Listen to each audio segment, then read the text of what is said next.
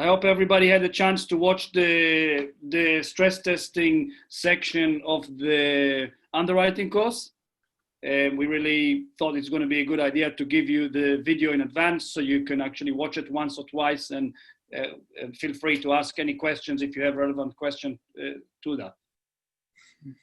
Yeah, thank you so much, Hadar, NeIl, Marco, for putting that together. The course has been very valuable to me, so thank you, and then I really appreciate you sharing it with the community here. So thank you.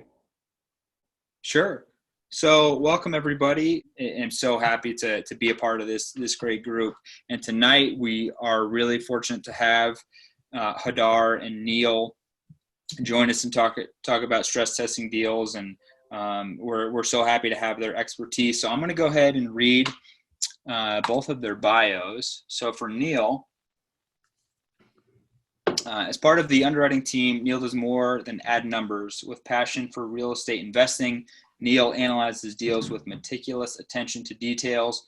He can often be found at seminars and conferences where he stretches his knowledge of the latest trends. And then for Hadar, I've got Hadar started his real estate career as an agent in Israel before immigrating to New Zealand in 2003. I didn't know that.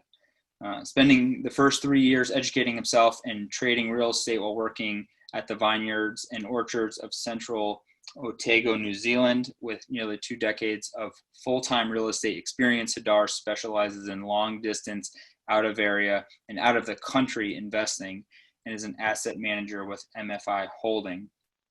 Hadar's portfolios include multifamily and commercial real estate in New Zealand and the United States that allows him to exit the rat race with passive income and live the lifestyle by design with his family. Over the years, Hadar implemented different strategies, which includes wholesaling, house flipping, subdivision, new construction, commercial real estate, joint ventures, and multifamily investing. Hadar enjoys helping both seasoned and beginner real estate investors reach their wealth, income, and portfolio goals through multifamily real estate. Hadar is a co-founder of Make It Happen Mastermind. Anything else you guys want to add to that? I don't think so. I think it's long enough. I want to, Hadar, before you start, I want to just say something about there's a few new people. And guys, like Chris Richens is new. I just brought on, Brian is new, Hemdinger. So guys, for the new guys, he's just covering certain topics tonight. And if this is all new to you, just take it in. Underwriting is something that a lot of people have fear to get into. It's daunting to crunch the number. It's one of those things that a lot of people actually don't enjoy doing. Whoever is enjoy doing is good benefit as an asset, if you like, for any investment team, as a joint venture or as a partnership as well. So whoever is actually finding that he's enjoying underwriting, I would encourage you to put your hands up, and you can this way add a lot of value. We see that a lot of people who get deals and have good deal flow and actually buying and closing on deals, they're actually underwriting and analyzing many, many deals, maybe even 1 or 2 a week at least. Some of them they do more, but 1 or 2 or 3 a week is a lot. One thing to keep in mind is that once you get more experience with that and you know where to look, or if you are focusing on 1 or 2 areas at most, it gets much easier because you know what the rents will be, you know what the assumption would be, and then you just need to see what you get from the seller, and it's faster process to realize where you can take the property to. So keep that in mind. In the beginning, it's a little bit, there's a little bit of a process to go through once you get used to the process and you get to know your area. One thing that I always like to reiterate is that if you're new to this, keep in mind that when you get a pro forma from a broker, you always need to take it with a pinch of salt. The brokers often forecast an over-optimistic financing terms. They might tell you that you can get in at 20% down with 30-year amortization with, for example, a very low interest rate, which in reality, you might not be able to achieve that because you're not going to be able to get the agency debt terms that they, for example, thinking that you can get because the property has maybe high vacancy or or it's just not stabilized. So you really need to have 90 days occupancy with agency, and if you don't have that, then it's a struggle. So take it with a pinch of salt. Debt covered ratio as well, you really need to keep that in account. And rent growth, if they predict the rent growth, depends on the environment, depends on the market. You need to do your own research. So really important to take brokers and sellers with a pinch of salt.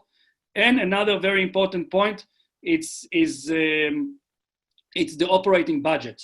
We often see that you get financials from sellers and brokers. We see it more often from private sellers who really go and give you the financials when they are trading at $1,500 per door per year in expenses, which in reality they may have took out a lot of those expenses from the T12, whether they do it in purpose or whether they pay a lot of their bills through different sources and it's not really coming through their accounting. They split it on different properties, and we see that quite a lot. So you need to know in your market what is the cost to operate an apartment per year, per door. It could be anything from, for example, $3,000 to even $5,000, depends on the location. Very, very important. The way we find this out, typically we go through the market research that we do initially when we go to choose a market, and the best ways to find out about that is from your local lender. Your local lender will have their own criteria of how they underwrite deals and how they plug the numbers, if you like, when they look on your deals. So they will give you an idea of what they do, whether it's $3,500 a door or 4,000, less or more. And another good way to look at that is to discuss with a local property management company. They see a lot of operations. They're able to go to their portfolio, take, for example, a property that has, for example, 50 doors. They will be able to take the annual operating cost and divide it by 50 and then come up with a number to you. So keep that in mind. Again, the operating per door is a very, very important market knowledge that you need to establish. Knowing your market and how to underwrite deal is the key for being successful, if you like, when you're getting a deal. You really need to know the numbers when you decide to go, especially if you're going with partnerships. If you have passive investors, a lot of them will be relying on your judgment to make the call and make sure that the deal is going to stack up. So personally, and a lot of people here know that I'm a very conservative underwriter. I don't look at things from rose color glasses, pink glasses. I am very conservative. I always stress test, and it might mean that I get into less deal per year or something like that, but at least I'm making sure that every deal that I get to, it's a solid deal, and I take into account all the scenarios. Any questions so far before we get into the stress testing metrics?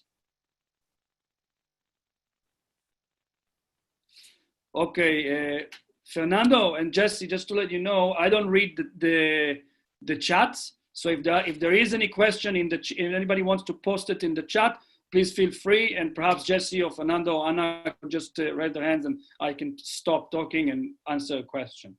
Sounds good. Okay, so and NeIl as well, if you got anything to add, please, just let me know. We kind of discussed, I'm going to talk on the stress testing part, and NeIl is going to cover some of the partnership distributions that you asked us to cover. So the first things that we are doing when we are looking into a deal, we are looking on adjusting the economic vacancy. So we adjust it generally the year one when we buy a property. If it's an unstabilized property, we like to adjust it as if we have a 20% vacancy in year one. Because when you take a C-class asset, what happened to me as well, we took over the 45 units in November. Suddenly, all the riffraff, if you like, all the tenants that were there and troublemakers had a bit of default and bad debt on rents, they knew that there's new sheriff in town and they started moving. So out of 45, I probably lost 4 or 5 tenants within the next 60 days. So when you turn up units, new sheriff in town, you could expect a higher vacancy going in within the first year. But as a whole, even when we stress test it, we always like to do first year 20%, second year, although there is a specific increase in the rent, which is part of the management plan. So we are going towards our stabilization rate, which is about year 3 or 4 at the latest. In some cases, you can achieve it even after 18 months. It depends on the size of the property. But we like to see an adjustment of economic occupancy, even a higher rate of 25% in year 2. So if the property is still doing well under that number, we feel that an unforeseen event, if will come, even like COVID, for example, we could still survive that situation. I think I saw Jeff ask something. Hadar, 20% vacancy assumption, year 1 for Class C. What about a high Class B? Or if any rent are closer to market, would you assume a lower vacancy? It really depends on the property. I mean, that's stress testing. Again, stress testing is pretty much playing with the different scenarios. So it's not necessarily saying that it's going to happen, but you're mixing and matching different scenarios to see how it will perform. You're changing metrics in the analytic, in the spreadsheet, if you like. So with Class B property, nothing's stopping you from applying a 20% vacancy. The question is if it's actually going to happen in reality. But you want to see what will happen if you do it. What was other? If the rents are closer to market and you're not planning to, depends how much vacancy you have at the front and how many units you're going to turn at the beginning. If you got some vacancies and you know that you are going to fill them up and there's going to be good demand, if you're not going to shake the boat too hard in the first year, then obviously in reality maybe you're not going to have 20% vacancy. But we like to apply that to see if there is enough meat on the bone on the deal to hold the property, in the first year or 2. Any point on that, NeIl, you want to add? I think that covers it. When you start raising rents, you have to assume that your vacancy is going to increase as part of the stabilization plan. That's just how you underwrite. Like you bring your vacancy up some so that you know where your break even is going to end up being. Yes, which that leads us to the next point. But what could happen when you get into a property which is significantly under rented, especially C-type asset, even B-type asset? I mean, I've seen B-type assets that ran like C because they're being neglected. But location is good, the vintage is 1990s, but they ran in a way that they're under rented and they're not being taken care of maintenance. So that's kind of a B asset in a B location with the management that runs it like a C.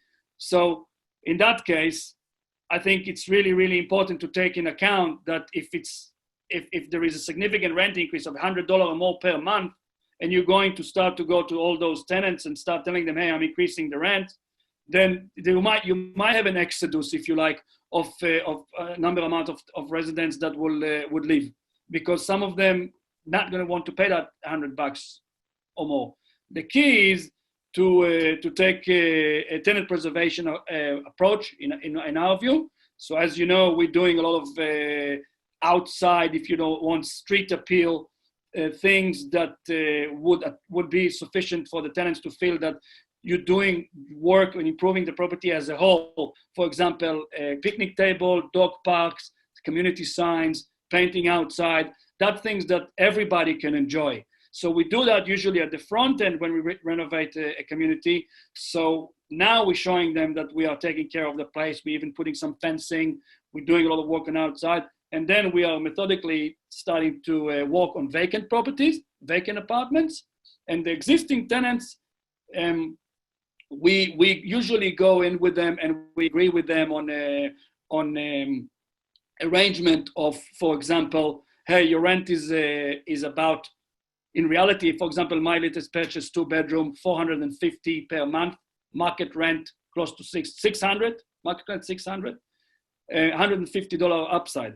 But in our case, we turned the vacant unit first, and all of those delinquencies that we had and the rough people that left because there was a new sheriff in town, we turned them, to renovate them. We did flooring, we did paint, we did light fittings, we did resurface countertop. In the beginning, we even did granite. And then I realized through the property manager, constant communication with the property manager, that we don't need to spend that $1,300-$1,400 on granite. We can just resurface the countertop for $130 and still get $595. Market rent is about $600. We kept it a little bit lower because I bought really, really well. I was able to make it really attractive. So the point is, we are really, really renewing and pushing the rents out on every vacancy.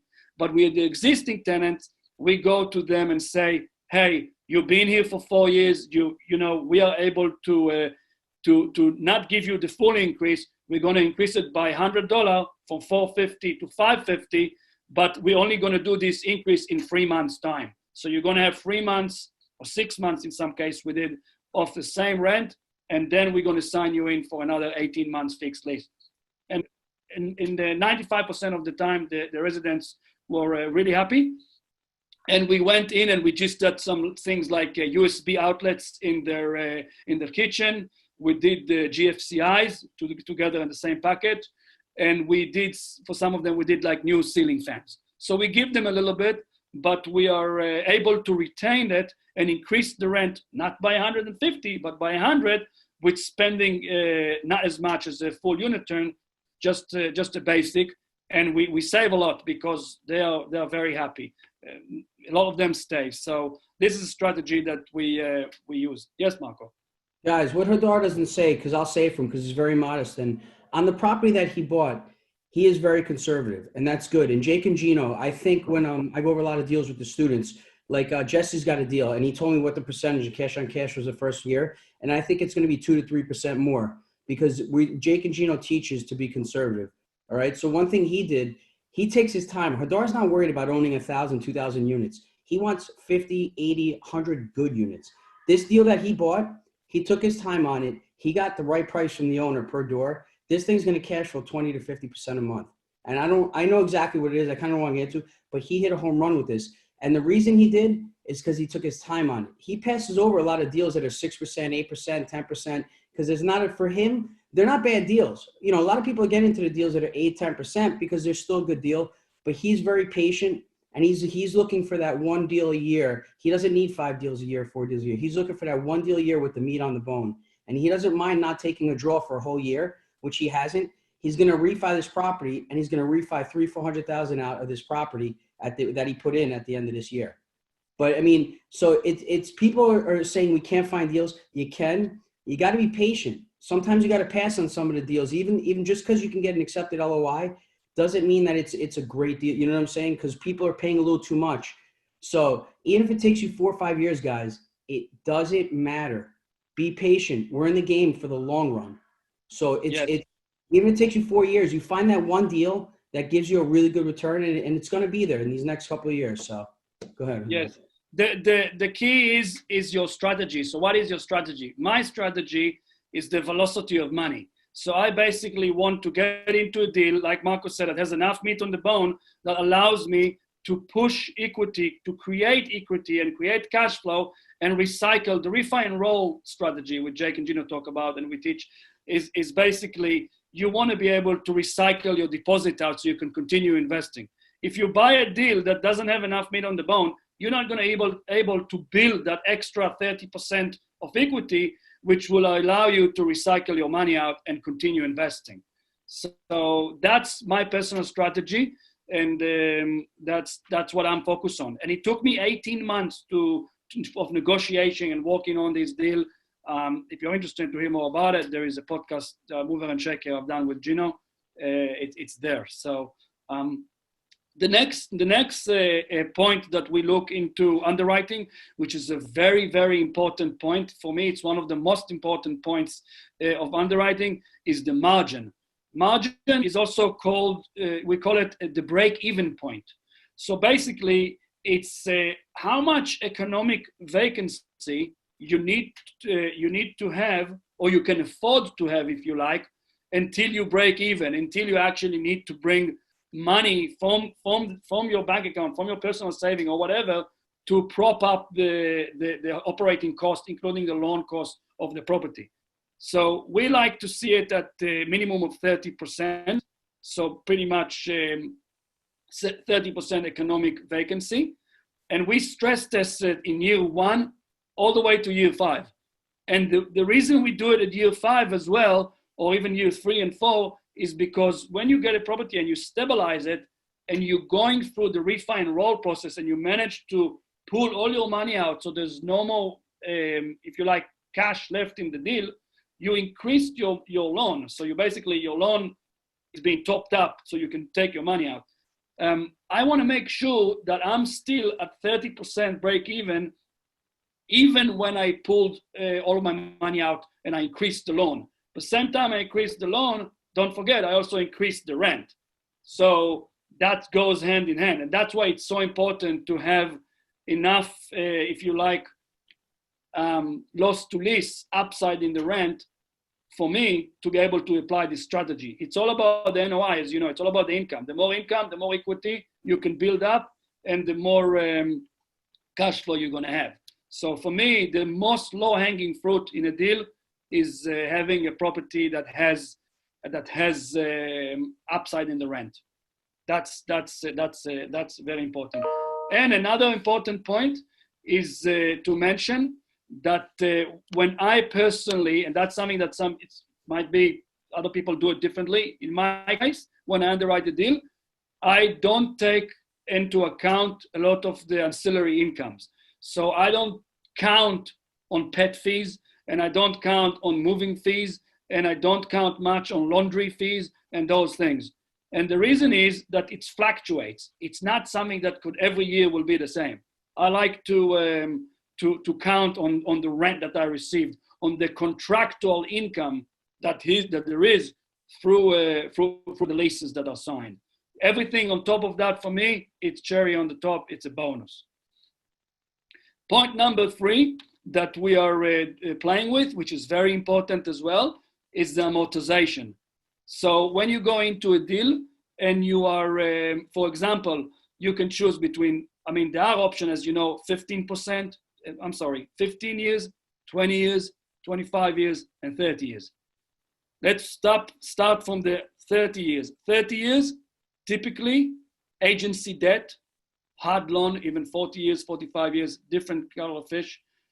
But these are typically what we like to refi the property to, because you add the value, and you'll be able to go into agency debt after ownership of 2 years.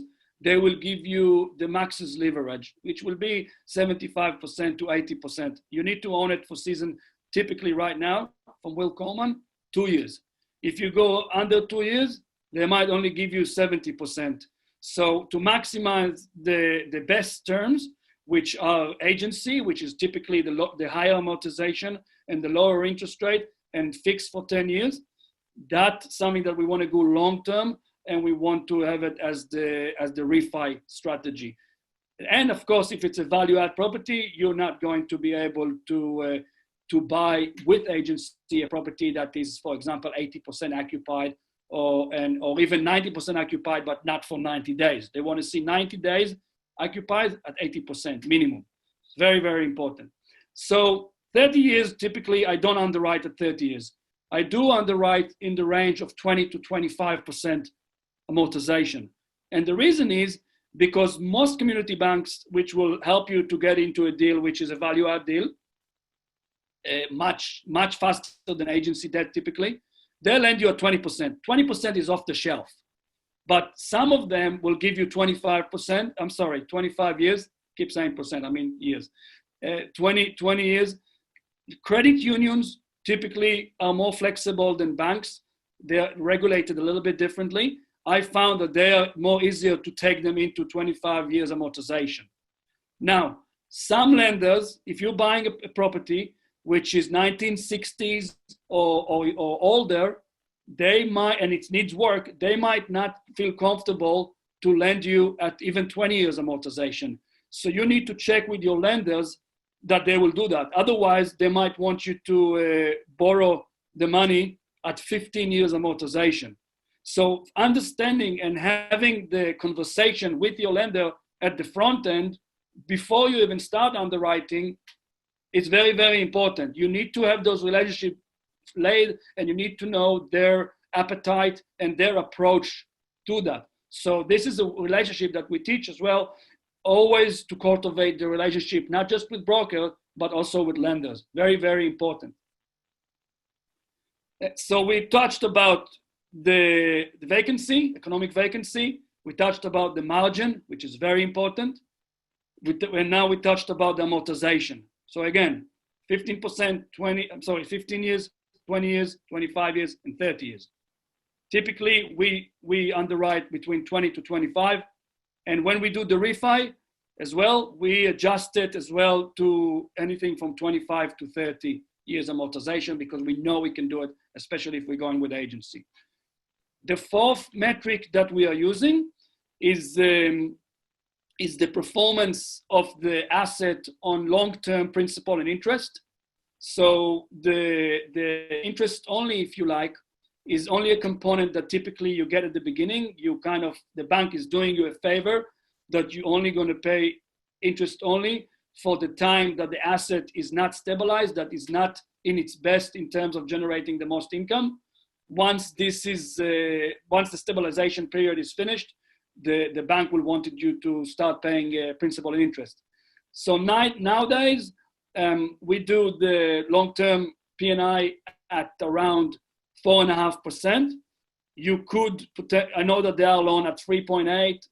Even now we're closing on a deal next month with Abraham on a mobile home park in Tennessee. We got that for 4% with Community Bank for 20 years amortization. I think we got, how many years IO, Marco? We got two years or something? 3 years. We got 1 year, but this is a good lesson, guys. You get what you ask for sometimes. These banks don't want to give you anything. So I did the 52 unit that Greg, Darren, me, and Jake and my brother have together. We got 2 years interest.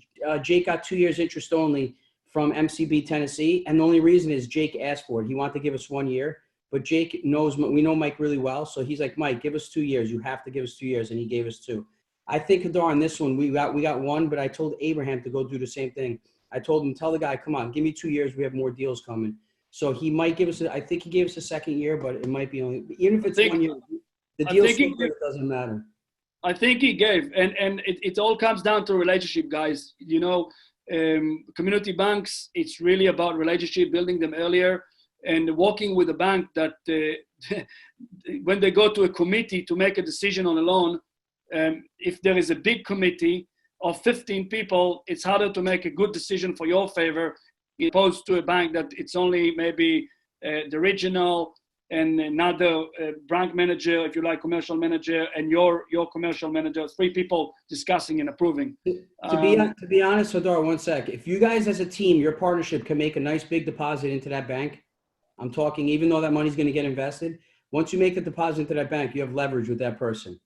So money talks. That's how Jake, my brother, we have all our money in that MCB Tennessee bank. So we got a 15% down on that. First, it was a 25% LTV. And then Jake took it to Mike and he roughed him up a little bit. We got a 15% LTV on the loan for Mike compared to another bank. So like Hadar said, it's making connections and getting some money into that bank and then developing a relationship, and you'll get better terms. So, and if you have to go get somebody who has connections, get somebody who has connections with a bank and bring them in. Well, one of the things that we teach, and it's very, very important, and it really saved me in my latest deal, is that I earlier on went and opened a bank account with a couple of community banks that I worked with. And I even, you don't have to put $1 million, you don't have to put 100,000 even. In the beginning, when you're going into a market, let's say you want to go to a market, let's say Nevada for that sake, whatever. Go and open a bank with a good community bank over there, preferably from a referral, somebody that knows, and you kind of have a warm referral. You open a bank account, even if you put $1,000 or $2,000, the more you put, the better it is, because they want your money. But even if you put $1,000 and you get a $500 secured credit card, and you're targeting this market, this is your market, and every month you put a subscriptions for some online magazine or what I do, is the online business journal of that market. So I'm paying, $10 a month. And then I have a reoccurring debt with them, if you like, a reoccurring transaction with them, and I become a client. They notice that I'm honoring my Visa bills or whatever, your credit card bills. And it's really, really important. So you have an established relationship with a bank. In opposed for coming blank to a new market, wanting a loan, especially nowadays, even the regional banks, some of them, they don't work with new customers at the moment in some asset classes. So this is very, very important. If you're looking to go into a new market, just do it. Just do it straight away. The next point to cover on the P&I interest is what you need to pay attention to is the debt cover ratio and the cash flow. Because once you are converting, the interest rate is converting to from interest only to principal and interest, you will see that obviously the cash flow is reducing. Although you increase the rent, the big component suddenly kicks in of the principal. So the cash flow is obviously going to be a bit lower moving forward after the 2 or 3 or year 1 even. So that's very, very important. We are also adjusting the interest rate 4 years down the track. You typically, I kind of do it 4 years down the track into a higher interest rate. So if now I'm underwriting at 4%, I do P&I 4 years down the track at 6%. Okay, we are now in a long-term environment of low interest rate, but hey, who knows? I got a loan last year and it was 5-something%. And I remember then the Wall Street Journal rate was somewhere around 4%, and the community banks, 4.5% even, and the community banks that I work with, they land a point and a half, 2 points above the Wall Street Journal rate, prime rate. So it's very important to know as well that what they're lending on, because then you can monitor. And if the prime rate, not now, but in the future is going to go up, which it will happen at some point, it will increase interest rates. You don't want to be in a situation that your property is not performing on a higher interest rate. You need to be reasonable, but you have to test it on higher interest rate. Again, we are playing with the interest only for different number of years. We're checking how it's performed. We are playing with the P&I with a higher interest rate. One thing we also do, it's the next thing we stress test, is cap rate.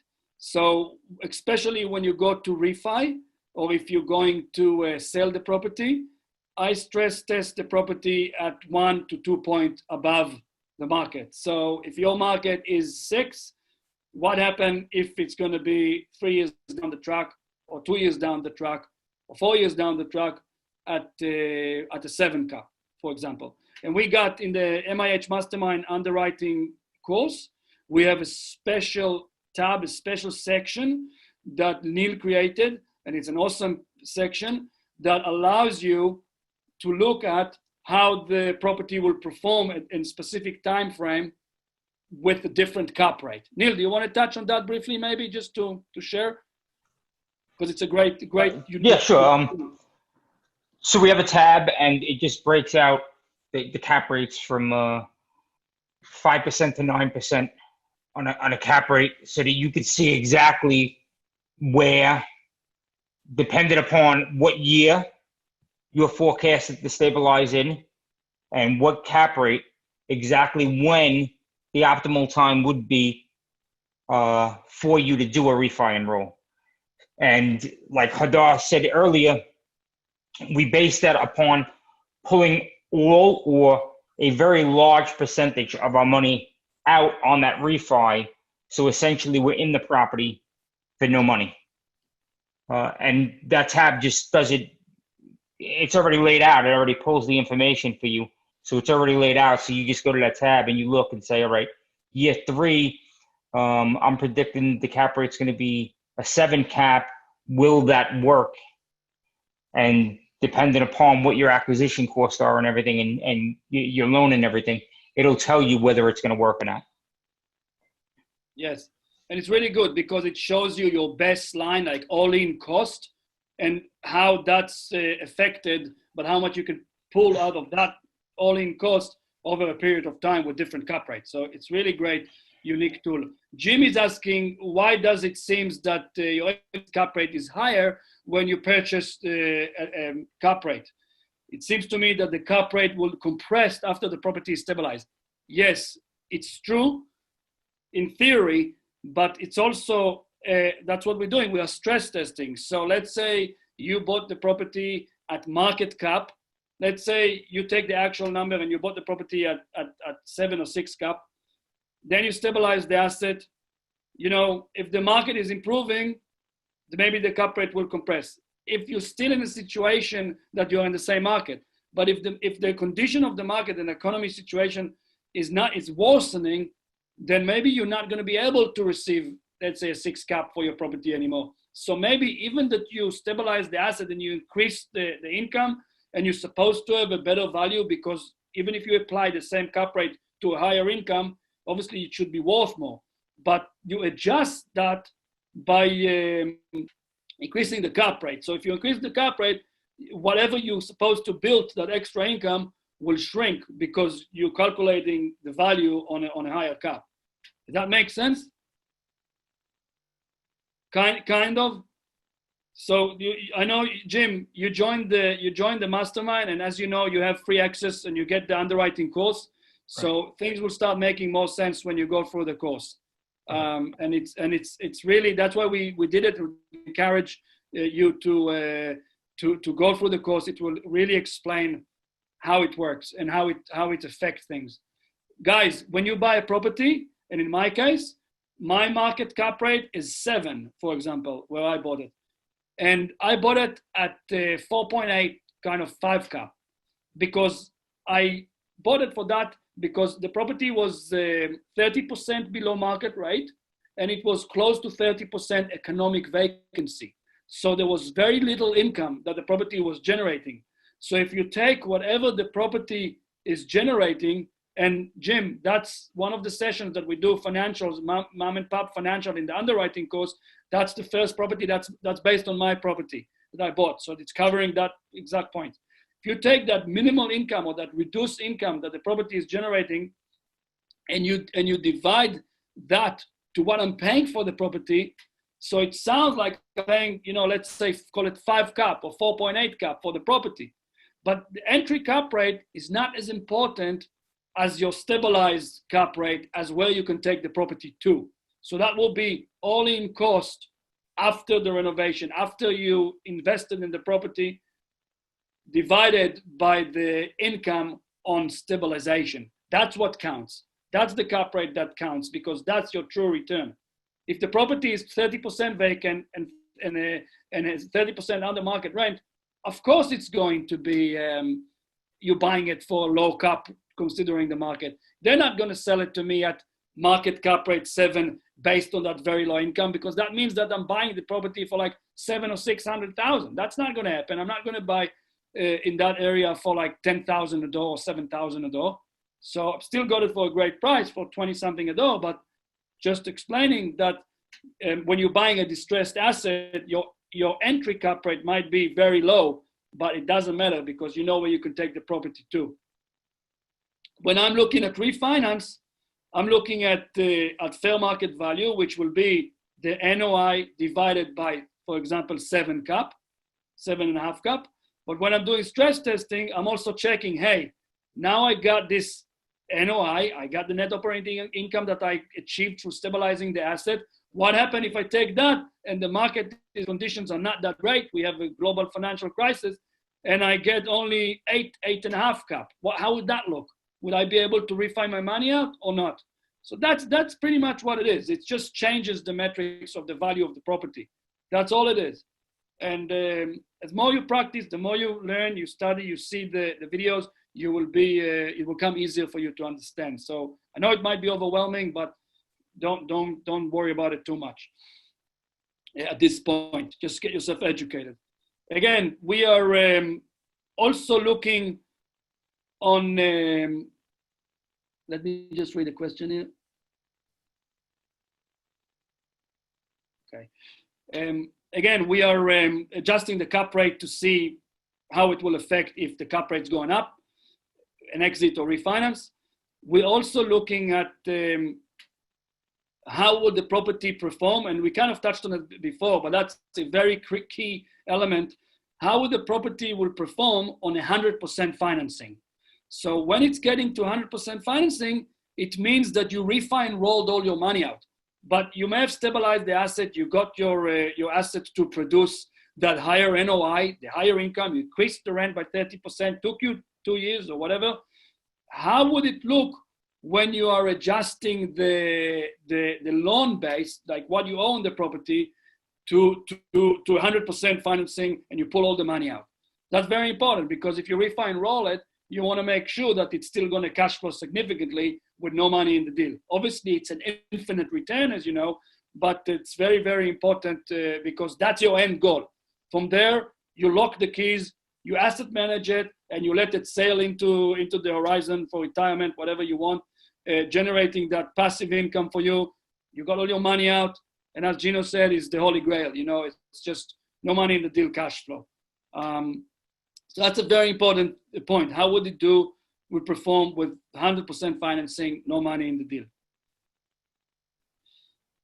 Anything to add on that, Neil? No. That's really is the holy grail. I mean, that's why we're so conservative, and that's why we look at so many deals, because Yes. we need that stabilization, and we need to be able to draw that money out so that we can put it back to work. Yes, because I'll tell you guys, especially if you're starting up, you don't want to be in a situation that you want to invest in real estate. You have 150, 200, whatever you got to invest maybe. You put it into a deal, and then you can't refi the money out. You're stuck for 2 or 3 years, even more, because you pay too much, or you didn't force depreciation as good as you did. And what do you do now? I mean, you basically, what we call, your leverage locked. You ran out of cash to deploy to use in your own deal, to keep recycling it and reinvesting it. And I was in this situation back in 2009. And then I had to shuffle my portfolio, sold some, bought some other asset, and I rode the wave up to until 2015, which again, it's all about the velocity of money. It's all about, once you learn that manufacturing equity and being able to reuse this equity by buying well and being patient, then you realize that you can grow your portfolio. Of course, there are other strategies that we do, and it's to do with partnership, and it's to do with perhaps sweat equity, whether you do add value in a different way to gain some equity from a deal. Depends. Again, you have to watch the Security Exchange Commission rules, which we're going to touch briefly today as well. But again, there's other ways to get into deals. But if you're able to recycle your money, it's a no-brainer. You're able to grow and able to move forward, in my view, in a very steady way. Let me jump in real quick. Please. So guys, what Hadar's saying is he's really modest. He's not going to tell you. The way Hadar started out way back in the day, 20 years ago, was in wholesaling to make a couple bucks. And he made a few dollars. Then in New Zealand, he started doing flips. So after doing flips all the time, he got into commercial. He bought a restaurant for his wife in the commercial building. They ran that. He sold that and made a very big profit. He paid a lot of taxes on it, but he used that money for multifamily. Got into multifamily. And he has multifamily in Arkansas, and he has some commercial in New Zealand. And for fun, he still does about 3 flips a year with his buddy Cole in Arkansas. He developed a funnel system and a website which gets him leads, calls his buddy Cole in Arkansas. His buddy Cole goes to see the property. They buy it, they fix it. Sometimes they don't even fix it. They sell for they buy it for $30,000. They sell for $50,000 in 1 week. Make a cool $20,000 in a week. Sometimes they fix it and they flip it. And currently right now in New Zealand with one of our mastermind members, he's doing 2 flips with whom from the mastermind? 1 or 2 you're doing with him? I'm doing 1 with him, but he helped me on another one as well this year. So he kind of project managed for me a little bit. So that's, so it's a couple good things that he's doing. That's where he gets his experience in underwriting and looking at all these deals. Yeah, but thanks, Marco. It's just but with what Marco said, don't get the shiny object syndrome. I mean, I've been doing it for 20 years. I started as a wholesaler. I evolved into the business evolved in a way that the leads that I'm getting are generated relatively passive. And I got an assistant, a virtual assistant that deals with that. And in the last year, I really automated it so I can focus into my multifamily. So it's all about building teams, whether you do multifamily or whether you got another business. It's all about build, as we say, you build a business, not a job. So I like to do the multifamily. It's my passion to coach for Jake and Gino and MIH Mastermind. I enjoy it, but it's also my work, if you like. So the one thing if you want one thing to take out of this, avoid the shiny object syndrome as well. Stick to what you want, get all in and get educated and make it happen. The last point with underwriting, guys, is something very, very important that often is not spoken about it a lot. And NeIl is very strong on it. And if you'll get the underwriting course, so you do it, you'll know that it's a crucial point. Could really catch you by surprise, and you can really change your plan. Is taxes. And we have a dedicated lesson about taxes in the mastermind, because in some states, in some jurisdiction, they're calculated differently. In some places, they'll be going up by 10% a year, or even maybe every 3 or 4 years, and they're capped. While in some areas, they can go significantly higher. NeIl, do you want to touch on that briefly? I'm just going to say one word: Nashville. Nashville, Tennessee. Yeah. Yep. Thank you, Greg. Nashville, Tennessee just passed that they're going to increase their taxes by 30%. Yeah. Now you can't you can't underwrite to that, but the point is that you have to at least know that these things can happen, and you have to kind of look at it and stress your deals and play with your numbers and see what kind of hit the deal can take and still move forward. NeIl, can we take from this that Nashville's 30% increase? Can we take it from this like Orlando too, because Orlando's outgrowing itself? So places like Nashville, Orlando that are really growing big, even Orlando, you think their taxes gonna go up a lot like that? I think so. The one thing, the one point, the one key takeaway I had from Nashville that I added to my underwriting repertoire was Nashville hasn't raised their taxes in, and you can't quote me, but I want to say 10 years. So they ended up giving everybody a 30% hit. But if you would have looked at that over that 10-year period, it only came out to 3% a year.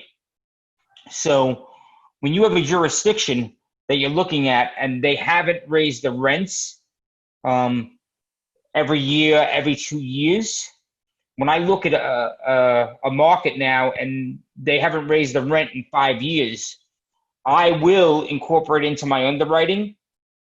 I will start with the taxes as if they have been raised 3% a year for those 5 years. NeIl, Mercy wants to know, she has a question. How do you know the tax will go up to 30%? Did you call the tax assessor's office, or was there an article or something? For Nashville, it was an article. Okay. But yes, Mercy. You always call the tax office. Absolutely. You always call the tax office. Once you called once, though, you know how they calculate their increases and what's the rules and regulation. Like Texas, for example, in Dallas, they really, really can increase significantly just because of a sale of a property. So they take that basis and calculate it. NeIl covers it very thoroughly in the taxes lesson that we have in the underwriting course. And we also have a document that it's a support document that explains different scenarios that NeIl created. A very, very good option to learn. So it really depends on your market. You must know that because it can come and bite you in the butt. We underwrote in Jacksonville, me and Joe Chisholm. I don't think he's on this call. He's a member, Jake and Gino. 108 unit on and we always use this as an example because Hadar and we always talk about this. And the pro forma said 100,000 in taxes from the seller and the broker. But when we called the tax office and we did the mill rate and whatever, on the new purchase price, they purchased it for $6 million, and the new purchase price was going to be $10 million. The new taxes were going to be $150,000 instead of $100. So when we did our underwriting, we showed the broker the taxes are really $150,000. It's that made or break the deal. So that was that's something that he talks. Neil loves to talk about that, about the deals and the taxes always on the pro forma definitely being wrong. Yes, because it's going to affect your not just your cash flow, but your value by significant hundreds and hundreds of thousands of dollars. I mean, 50,000 at a 10 cap extra, it's $500,000. So if you can imagine at a 7 or 6 cap, it's significantly higher. So you really need to do your homework on the taxes. Now we are going to touch on something which we're going to talk about. It's about the partnerships. We're going to start just touching briefly about partnerships, and then we can touch about partnership returns. But before we do that, I want to see if anybody's got any other questions. I've got one here, Hadar. So with your cap rate, when you're stress testing it at 1 or 2% higher, right? That 1% I can see, and I usually stress test at 0.5 or 1%. But given where we sit at the interest rates today, it's very likely that when we go resell 5 to 8 years from now, that I may need that additional cap rate decompression on the back end in order to just allow someone to come in and buy this asset and get debt on it, right? So I think that's pretty important in today's ultra low interest rates that to work on that. Is that something that you all factor into that 1-2% effectively, or it's just a catch-all bucket? Yeah, so we just I typically do 1%. Like I do, if today's market cap rate is 7%, for example, I'll just see what will be the value with the income growth, because the income growth is going to happen. Let's assume it's going to happen, stabilized. You can change maybe the occupancy instead of like 95% as well, let's say, to 90%, and then see. You mix and match, really. That's all it is. You need to check. But I usually put a 1 point above in reality. But I don't mind saying how it's going to be with 2 points above, because it wasn't. I mean, it feels like it wasn't too long ago, back in 2009, when I was going through, really picking up the real estate business. The interest rates were about, I had loans in like 8.5%, 9%, and long-term loans were like 7%. So it will happen. It's just a matter of time. Obviously, it's going to be a different market. It's potentially, who knows when, but just stress testing. It's checking out different scenarios and making sure. I'm not saying that if you can't refi and roll because you did a higher cap rate, you're not going to buy the deal, but you need to make the decision that if it happens, are you able to live with it? Right. You see, if you got enough meat on the bone and you created enough equity, you might not get all your money out, but maybe you will get most of it, or 50% of it. Even some properties, if you don't do refi and roll, they're just cash flow plays. That's fine. What I tell people, a lot of the new students, sometimes your first property, you guys just really want to get into a deal. You might be getting an 8% and a 12%, and even a 15% return, and there's no refi in it. It's okay. It's your first deal. You got in the game. Now you have something to go with brokers with. You're establishing, credibility on your credibility page. So that first deal, if it's not always that refi and roll, it's okay. But once you got that first deal, you start looking for a little bit better. You start looking for that refi and roll. Because I started with $30,000 in Courtyard, my 26 unit, and we refied that. I got my $30,000 out, and that's giving me about an 80% return right now. So there's all different plays. There's deals where you buy, like the one my brother just bought that I was going to get into it, but I didn't have too many deals going on. The 50-something unit, they're not taking draws for 2 years. They bought it at $20,000 a unit, I think. When they say you put in 100, the person who put 100 is going to get 200, 225 out. It's going to be a humongous refi, that one. Usually, if you put 100 in and you get 70 to 90% or 100% out, that's amazing. But when you don't take draws for 2 years and you buy something maybe at $20,000 a door, and then it's really worth $40,000 a door, once you stabilize and get everything rented, that's worth waiting 2 years, not taking a draw, because that's tax free. So yes, and you need to remember that it really depends on your market. So not every market you'll have those opportunities of C-type distress, and some market like your market, Anna and Fernando, it's a different market. You know, if you can get in and you're all in, stabilize at the good, let's say 7 cap or even 6.5, and you know your margin is there, and you got a good long-term growth for the market, and the income is going to grow. So it's a different strategy. But maybe you're going to put 100 grand in this deal, and then you'd put another 100 in a different deal that might have more meat on the bone. So you kind of, not all investments are the same, but the holy grail, the ideal, is to be able to do that. But it's really important to remember that each market is different, and typically the lower cap rates markets are more, if you like, safe markets. Not talking about New York, but in terms of the economic growth, in terms of the job growth, and I would like Dallas, like Denver, and all those markets. So you need to weigh what you're actually investing in and make the right decision. Hey, Hadar, would you mind if I made a comment? Absolutely. Please go ahead, Greg. No, this is awesome. I just want to point out, yeah, you stick any one of these stress scenarios on your underwriting, it's going to make your deal look bad, or a lot worse. Or if you start stacking any of these, then you're really going to be having a frown when you're looking at it. But I do the same thing, and think of it this way, like this is going to establish some outer bounds of where you might operate and where you may occasionally touch for one reason or another. So let it kind of educate where you might want to make adjustments in your underwriting. Like in the high vacancy scenario, yeah, if you got stuff that's grossly under market rent and you're anticipating some tenant flight, especially in that first year, you know, maybe make an adjustment in what you want your operating reserves to be so that you have enough runway to get through something like that. And then another note is don't always necessarily take what the bank is willing to give you. Sometimes taking a little bit less OI can help returns when you look further out into the P&L because you have more principal pay down.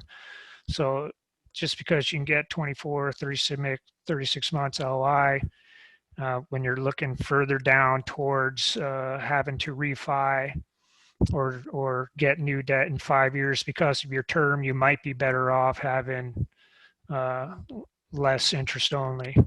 Was I saying OI? Yeah. Oh, well, look it up. I don't know what it means, but I'm talking about interest only. That's because I wrote it. But anyway, yeah, same thing with the higher LTV. You know, because you can get 80%, doesn't necessarily that you need to take 80%, depending upon what the rest of the metrics are. You might be safer at 75% because that can help you with your debt service coverage, especially after IO.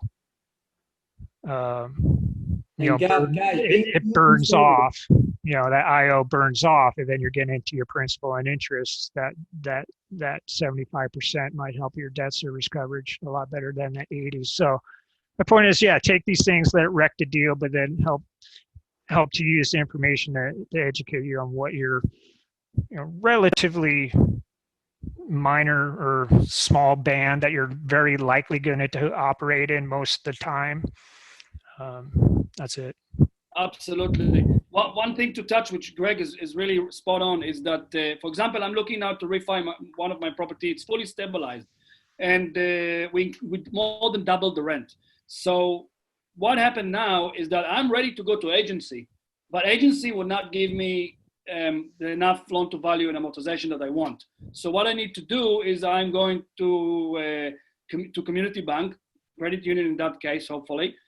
And they can give me even 80% loan to value of the new appraised value. But I'm not going to go and take that because my long-term goal is maybe in 2 years to get out of the community bank and go to agency. So if the value is going to stay the same as it is now, fully stabilized, for example, agency would only give me 70% or 75%. So I don't want to go and get 80% from the community bank because then I got that 5% that I'll have to pay back if I'm going to agency, theoretically.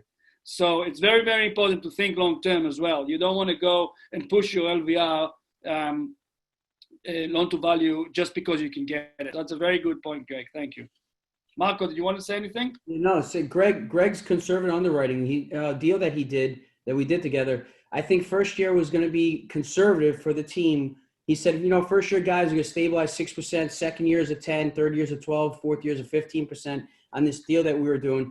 First year, before we even fully stabilized, because he's conservative with expenses, other incomes, everything, it was we just got a 10% return on it, 4% more than he thought. So I mean, and now we're still turning a lot of the units, so we're already ahead of the game. So second year he had it at a 10%. Second year might be even a 12 or might even be more. So depending on how stabilized and how far ahead you get. So yes. You know what? One thing if you're syndicating, don't be scared to under promise and over deliver. That's what me and Chris Jackson do a lot. We just had a deal right now that we're doing, and I think that the returns are 10 to 15%. Chris said it's a 9% return because we have a good following and people believe in us. So we don't need to get all excited and say, hey, this is a 12% or 10%. We're actually under promising to our investors at 9%. Because then when we start giving them 10, 12, 15%, they're like, holy shit, we're over delivering. Okay, so that's a good thing is don't be afraid to be conservative for your investors and then over deliver for them. Yes, absolutely. Thanks, Marco. Mm-hmm. Yes, so that's kind of just touching on the underwriting. That's kind of summarize everything that we do and everything we look at.